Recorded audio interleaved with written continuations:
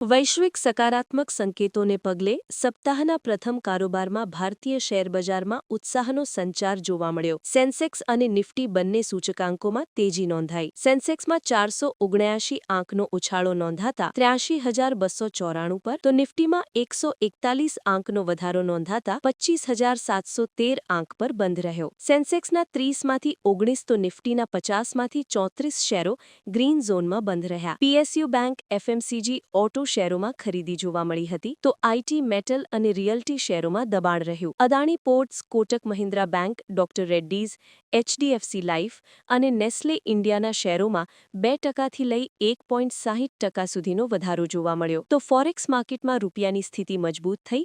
Dollar સામે રૂપિયો 10 પૈસા મજબૂત થતા 90.88ના સ્તરે બંધ રહ્યો. તો એમસીએક્સ પર સોના ચાંદીમાં આગેકૂચ યથાવત રહી. સોનાના ભાવમાં પ્રતિ 10 ગ્રામે ₹2,800, તો ચાંદીમાં કિલો દીઠ ₹12,000 સુધીનો ઉછાળો જોવા મળ્યો.